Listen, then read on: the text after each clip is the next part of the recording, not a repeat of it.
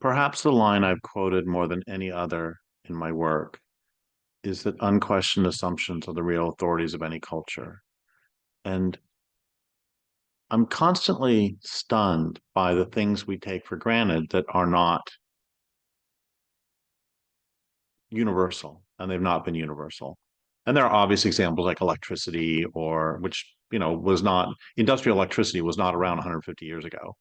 And there are television or instant communication or refrigeration, all these things that we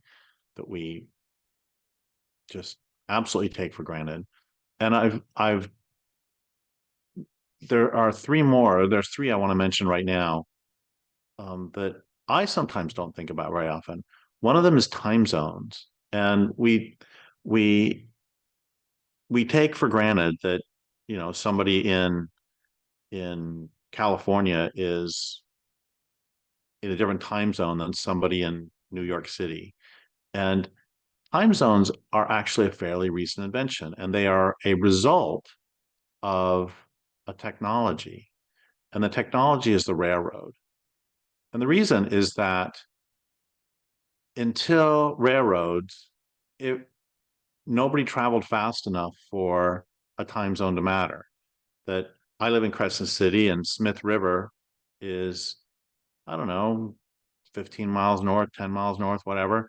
And if one were going to ride there on a horse, it would take a couple hours. And one was going to walk there, it would take you most of the day. And so if they had a slightly different time there, who cares? Because by the time you get there, it's not going to matter.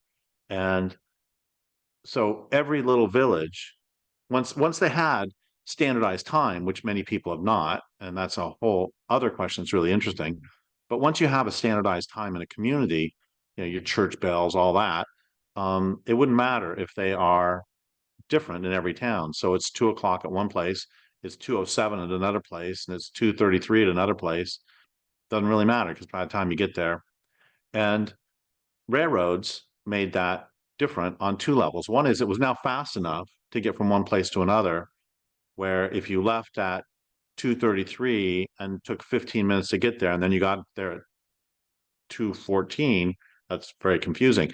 And the other is they had to have schedules, and they had to have timetables so that it would make sense that they had to have a universal time.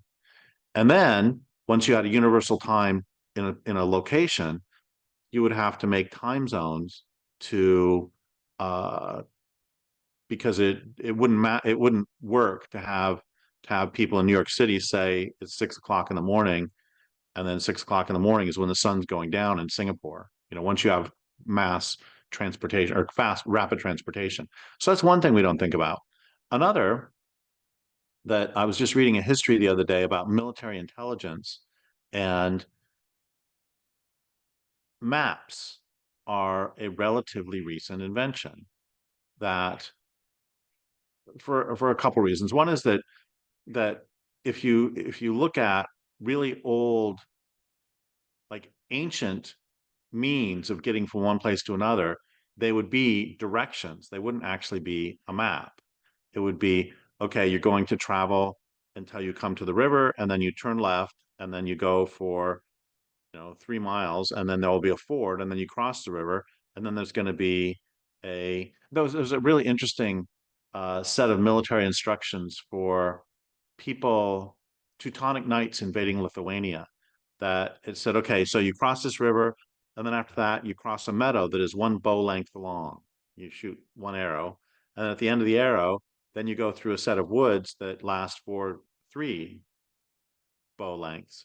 And even through the early 19th century or late 18th century, maps were military secrets, and they would be hidden closely. In one of the things that the British did in India that was quite an invention was to map out the entire country, which hadn't really been done. And they would have holy men who were pretend to be holy spies, who were pretend to be holy men, who would walk from city to city, pilgrims, counting their steps. And that was how they began to make their maps. So maps are a fairly recent invention too, in many ways.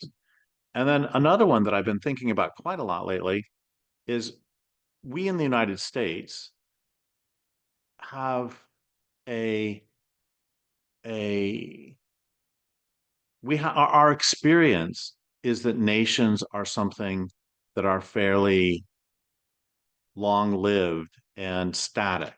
So we think the Mexican United States border, the Canadian United States border, those are pretty much set in stone. But if you read history, and what got me thinking about this, a couple of things. One of them was a history of World War One, where Poland as a nation did not exist before World War One. It had existed previous to that, but then it didn't exist, and then it was created out of World War One, and then in World War Two it was separated, and then Yugoslavia came into being after World War Two, and it had not, and then it's and I have a friend who is Italian and went over to Italy to um, to look into his past, look into his ancestry, and Italy as a country only came to exist in the time of Garibaldi. He unified Italy, and so all of these little villages and communities were their own individual little city states, and their borders in many ways are missable. This is one of the things that happened before World War II is that you have Czechoslovakia and Germany, but there are people who spoke German living in Czechoslovakia and they're in the Sudetenland, and then Hitler said those should be part of Germany, and it all ends up very confusing. And then another thing that I just recently read a book on the Gulf War, the second Gulf War, and he was doing a long history of the region. And from 58 to 61, Egypt and Syria decided to become one country. And they're not even contiguous. They became the United Arab Republics. In 1958, it's like, okay, let's get, and I don't understand the politics of it. I don't know why. It's just, I remember reading about this before, but I suddenly remembered that, and they're not even contiguous. It's like this would be like the United States and Belize deciding to become one country and tried out for it's like a trial marriage. And you try it for 3 years, it didn't work. They did it from 58 to 61, then split. I mean, I don't know who got the children in the divorce. I don't know how they split it up, but it's just interesting that we have this I'm not, I'm kind of making, I mean, the larger point that I'm making is that there are things that we consider to be static that are not static through time. And so far as countries, we have this, I mean, it makes me think of larger issues that I'll talk about in another video. But what is, especially in Europe, you see all these, what are the fundamental units of social, what is the fundamental building block of a society? Because in many places it's language groups.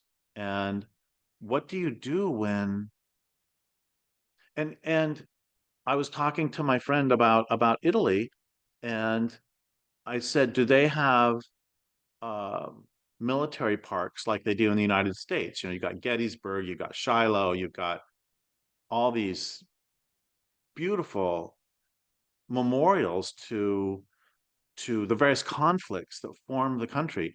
And he just started laughing at me and said, basically every place there has been fought over. You have the Etruscans, you got the Romans, you got the Carthaginians coming in, and you can't. And so he said there might be a square named after a battle, but it's not. They can't do this. It's. I don't know what point I'm making about nations.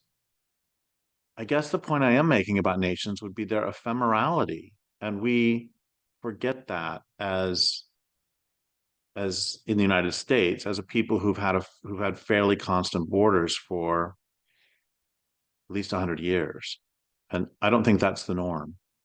And the larger point is that not just countries, not just maps, not just time zones, not just electricity, but how we live is just the tiniest bit of how humanity has lived. It's the tiniest blip. And to go back to that line that I quote so often, unquestioned assumptions are the real authorities of any culture. We just don't think about. I'm looking at indoor plants, and indoor plants artificially kept alive in pots are a fairly recent invention.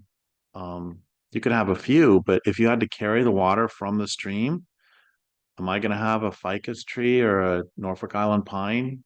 I don't think so. And I'm not railing against having indoor plants. I think they're lovely. I'm just pointing out again that there are so many things that we take for granted that are unusual.